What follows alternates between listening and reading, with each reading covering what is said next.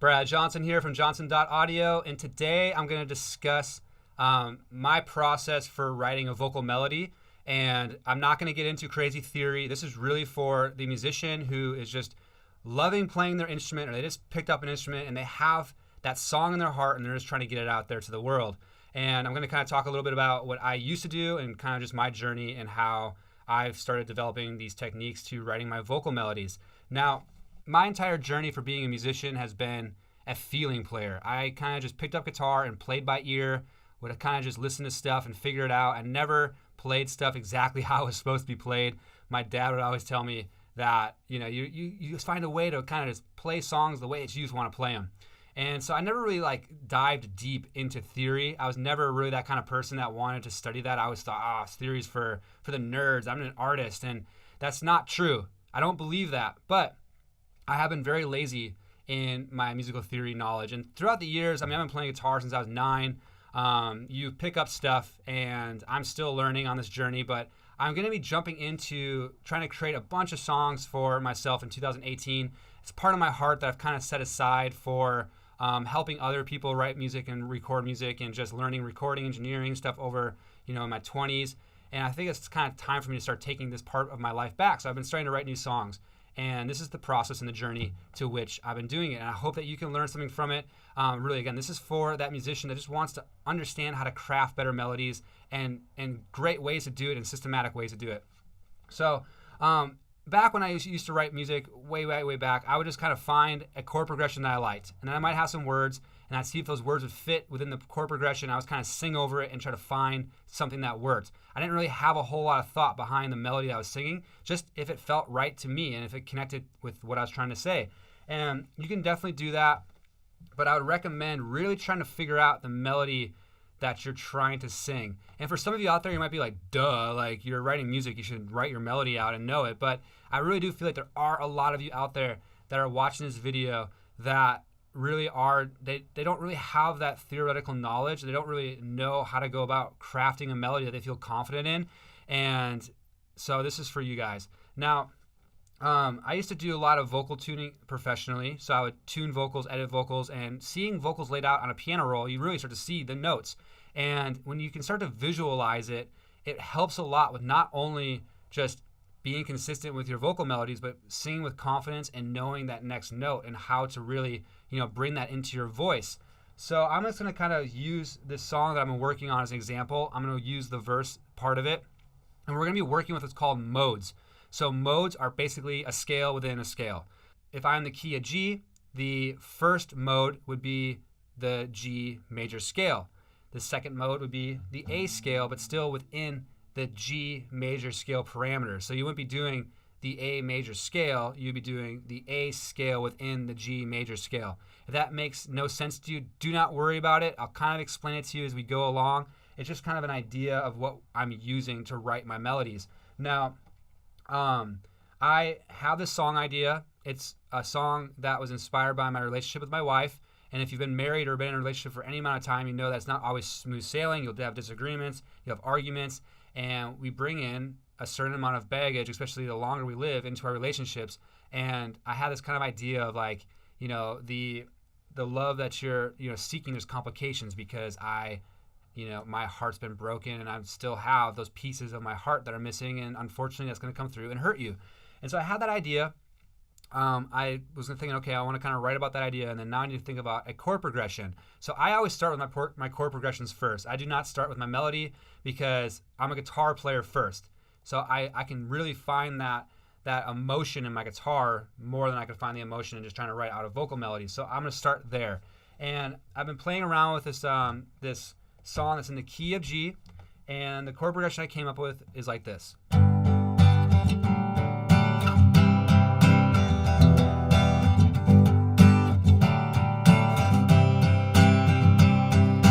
Simple enough. And now I just got to figure out if the words I want to sing can go into that rhythmically. That would be my next step, is just figuring out the rhythm of my words. Instead of trying to figure out all the melody, I just want to make sure I can actually sing what I want to sing within that parameter of those chords. So I would then go, thinking, there is a complication to the love you seek. broken hearts will do you harm. And obviously I'm not singing very well melodically there, but I know now that I can sing what I need to sing rhythmically. There is a complication to the love you seek, broken hearts will do you harm. That fits within there, and now I need to figure out what notes I want to sing. And I can go about this a few different ways. Now again, we're going back to modes. I could look at the G major chord, and there's some notes represented there. I have the G, I have the octave of the G, I have this D, and then I have this B. The D is the fifth note within the G major scale, the B is the third.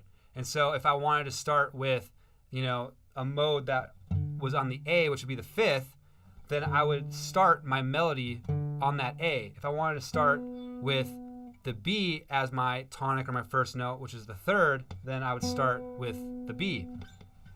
I'm just gonna jump into it, and you can explore with it. You could do it with the G and just start with the one, and they're all gonna give you different kinds of flavors. And they might not all work with this particular chord progression. You might have to change your chords around. There's a certain, mode that kind of speaks to you and kind of, that's the one, because the third is going to be a little bit more, it's like the natural minor scales. It's going to be a little more minor. For me, I played around with it, so like that would be, stuff like that, and it didn't really work for me in this song. I'm actually going to go with starting on the 5, which is the A. I'm sorry, the D. And again, I'm not the most theoretically awesome person here, so the D I'm starting on. And I had that, there's a complication, so you can start just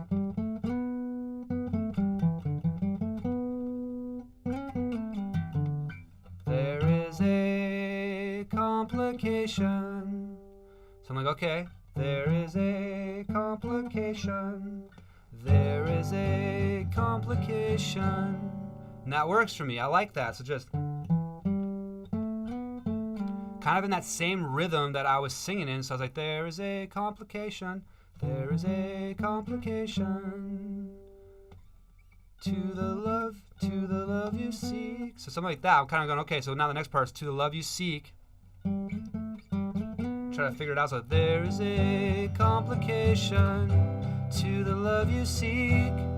So I like that, and now I just got to make sure that I'm hitting the right notes. So there is a complication to the love you seek. All right, so now I've created not just the rhythmic part, but now I have the melody, and I can play it on my guitar. And if you've been watching my channel for any amount of time, you'll know that I talk a lot about recording and arranging and mixing and all that kind of stuff. And understanding the actual notes behind your main melody will help you with those arrangements and starting to fill out the rest of your song. So you have your song recorded, you have an acoustic and a vocal, and you want to make it sound more produced. You can go back to that melody and start adding in pianos or strings or whatever it is, and start doing slight variations and working off that melody. And now that you know it, and you can play it on your instrument. So I have, there is a complication to the love you seek. Broken hearts will do you harm. So that would be, there is a complication to the love you seek. Broken hearts will do you harm. So again, I'm just working within the scale. And this is not a video for scales, but you can go out there and learn about scales, learn about modes, and I'm just working off that 5. To me, it feels right. It works with that chord progression. It works with the chords that I'm using. And so now I have my first part of my melody, which is that.